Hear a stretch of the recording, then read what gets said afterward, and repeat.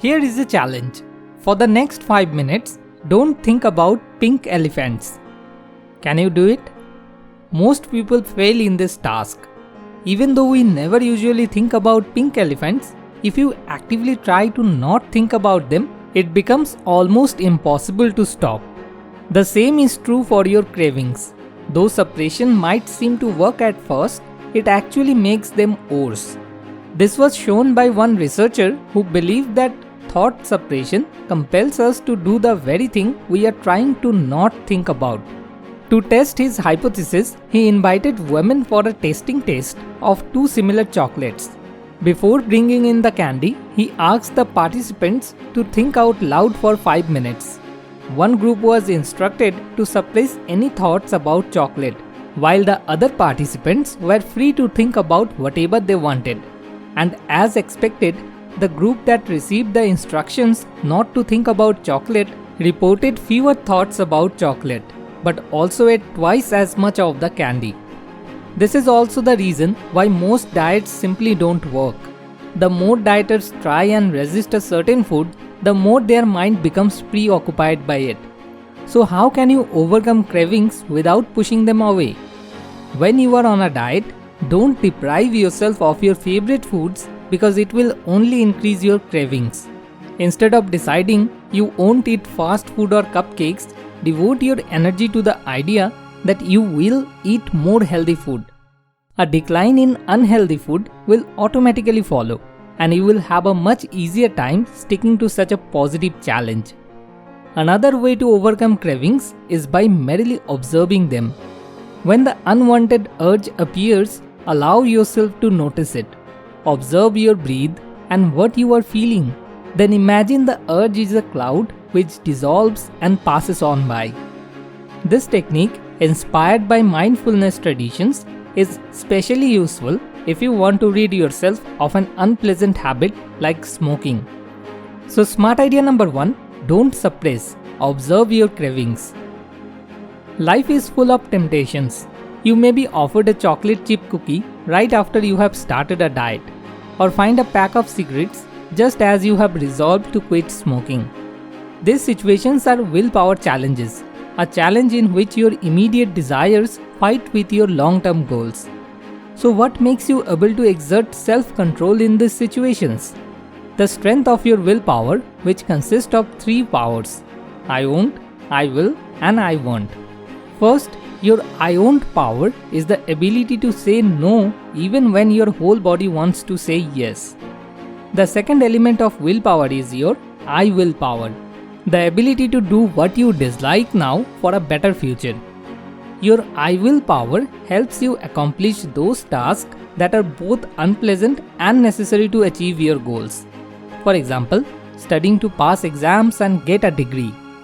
Finally, there is your I want power, the capacity to remember what you truly want. What you truly want is what is best for you in the long term, despite present temptations. To resist the present, you need a clear long-term goal that guides your actions. It's this goal that fuels your I want power by reminding you what's at stake. So smart idea number 2, strengthen your I will, I won't, and I want. Many daily tasks you would not think of as willpower challenges, having to commute, sit through a boring meeting, or choosing between 20 brands of shampoo, all draw from our limited daily willpower reserve. But although we are constantly draining our willpower, we can do our best to maintain it at a high level by keeping our blood sugar steady and our energy levels high. Low glycemic foods such as nuts, cereals, fruits, vegetables, and high fiber grains all contribute to resourcing our willpower. But there is another way of improving our willpower, by training the willpower muscle. Just as it's possible to train your arm muscle through weightlifting, it's possible to train your willpower muscle with willpower challenges. By performing small but regular willpower challenges, you can gradually improve your self-control. For example, keep a forbidden candy jar in an easily visible location you are never allowed to touch, no matter how tempting it looks. Regularly practicing with this small temptation will train your willpower muscle, which will help you cope when it comes to larger willpower challenges. So smart idea number 3, train your willpower muscle. Why do we often feel bad and guilty after satisfying our immediate desires, like buying a new sweater we don't need or spending a lazy evening in front of the TV? And why do we do it again and again despite knowing better?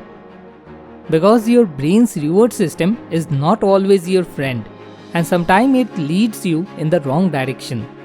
So what exactly happens in the brain when you crave something?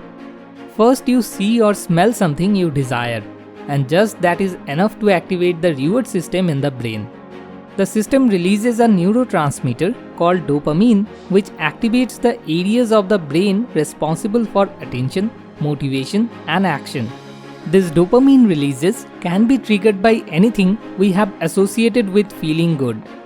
And when this dopamine is released, the object that pulled the trigger immediately becomes very desirable, even if it's against our long-term interest, like eating unhealthy food, smoking, drinking, or watching porn videos. This is why we engage in activities that seem to be irresistible at first glance, but afterward leave us feeling guilty and dissatisfied. So what can you do? You can actually make this weakness your strength by combining unpleasant tasks with something that gets your dopamine firing.